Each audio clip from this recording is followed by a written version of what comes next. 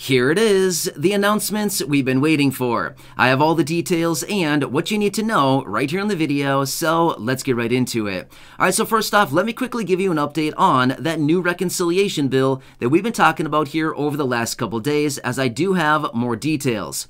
Like I said, yes, this is a reconciliation bill. In other words, it only needs Democratic support, and it only needs those 50 votes in the Senate in order to get it passed through, and it looks like it already has the support of all 50 Democratic senators. At the same time, we also do know that the House of Representatives generally is a rubber stamp, but again, we'll see when it gets there, but it is highly likely to pass through the House of Representatives as well. Now, their plan as of right now is to vote on this bill by the end of this month, and they've already presented provisions of this bill to the Senate parliamentarian to get them approved just a couple days ago. So, they're actually working their way through this bill relatively quickly, even though we just got further details on it a couple days ago, and we just got more details as of right now as well, which I want to share with you right now.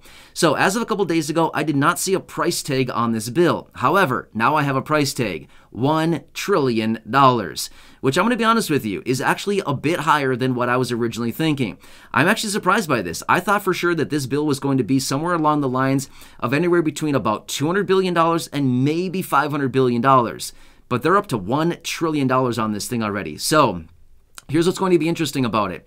As this bill works its way through Congress, as in the Senate and of course the House of Representatives, it is going to be going through the amendment phase. There will be changes to this bill, even though that the senators are currently working on this thing and it looks like it's kind of getting to be written in stone right now. I guarantee you there will be some changes to it. There will be some things that are added to it. There will be some things that are taken away. There will be some concessions and there will be some amendments to the bill. It's going to be interesting to see what they're going to do to this bill, but it's $1 trillion of spending, and it's going to be interesting to see what does this whole bill contain. I'll be honest with you, I do not know all the parameters of this bill quite yet, but I do know that within the bill they want to change the parameters as far as allowing Medicare to start allowing them to negotiate pharmacy prescription prices going forward in 2023.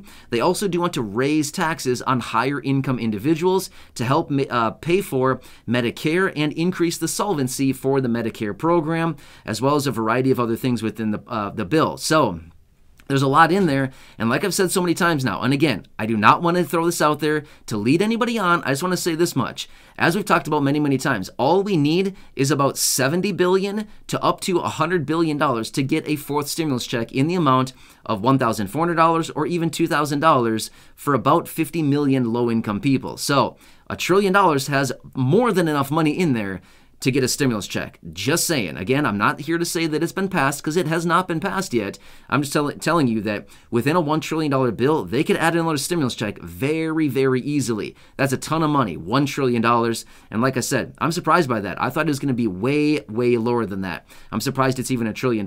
But anyway, of course, as I do get more details on that, of course, I'll keep you posted, but they want to get this thing passed here within the next roughly 3 weeks or so. So it's going to come fast here, and there's going to be a lot of moving parts here over the coming days and the next couple weeks as they want to get this bill passed. Anyway, I'll keep an eye on it, and I'll keep you posted. Next, a couple of headlines that I want to share with you right here in this video is, remember back in April, President Biden came out and said that he was going to be releasing 1 million barrels of oil every single day from the Strategic Petroleum Reserves to help reduce the price of gas. Well, ever since that announcement, gas prices have virtually been going up day after day after day, up until about 2 weeks or so ago, where prices kind of topped out and then all of a sudden have been dropping a little bit, and they're down about 30 cents or so from the all-time highs, which were set a few weeks ago, which is nice. But here's what's interesting about it.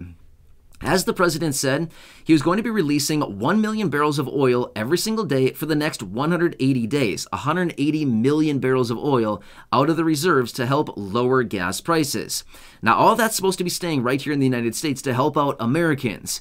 Get this, they just sold 5 million barrels to overseas countries, European countries, Asian countries. There's 5 million barrels of our oil that we are supposed to be using here in the United States to lower our gas prices just went overseas. Can you believe it? Unbelievable. Seriously, you've got to be kidding me right now, right? This was supposed to help us dump more supply onto the market and ultimately lower prices for us at the pump. But here we are sending it across the ocean to other countries. I don't know. Something about that just seems really, really messed up to me. But again, this was just leaked out and wanted to share that with you. So anyway, wanted to share that information. Next, let's quickly talk about the job market here because, again, as I've talked about so many times in previous videos, the job market is essentially the tail that wags the dog. When it comes down to the economy and everything like that, what is everybody concerned about? They're concerned about the job market. Why?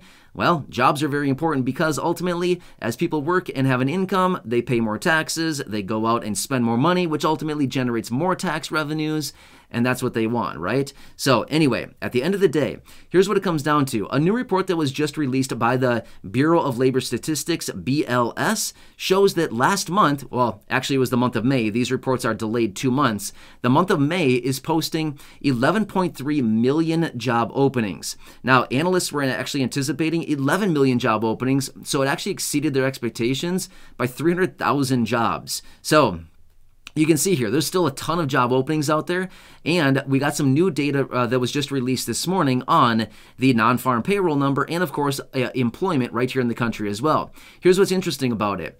So according to the new numbers that were just released today, the labor participation rate, as in how many people are working, is 62.2%, which in other words shows us that 37.8% of the people out there are not working. So kind of interesting, right? And again, I'm not here to say that you should go out and get a job. I am not saying that at all. In fact, I would be the last person to go out and say to get a job.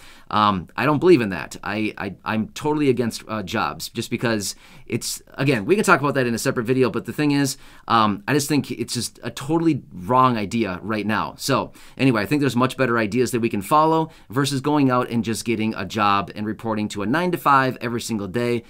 Anyway, I can go off on a rant in a separate video about that, but my ideas on that are very, very different, contrarian to what the average person would say. But anyway, the fact of the matter is, according to the new information out of the BLS, like I said, 11.3 million job openings and the labor participation rate, 62.2%. And ultimately, the report that we just got out this morning, again, the non-farm payroll number, this number is generally released on the first Friday of every month. However, last Friday being the first of the month, for whatever reason, they didn't release it, which happens sometimes when the first lands on a Friday. Sometimes they just go by and they pass it up. Either way, it was released this morning, and here's what they found from the non-farm payroll. They found, number one, that there were 372,000 jobs that were created last month in the month of June. Sounds pretty good, right? Well, the unemployment rate remained the same at 3.6%. It's actually been sitting at 3.6% for the last 4 months in a row.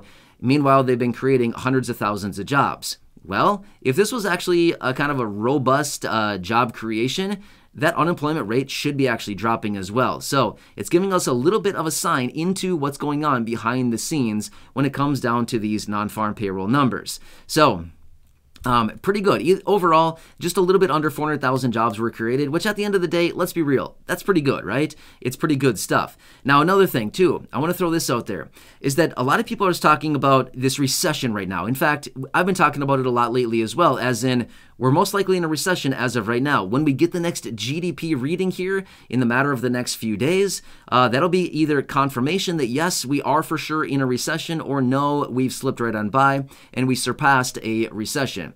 However, here's what people are saying. Some of the analysts that I've been hearing and talking about and reading about today are saying, we're not in a recession. Look at the labor market. Look at the job market. It's not showing signs of a recession.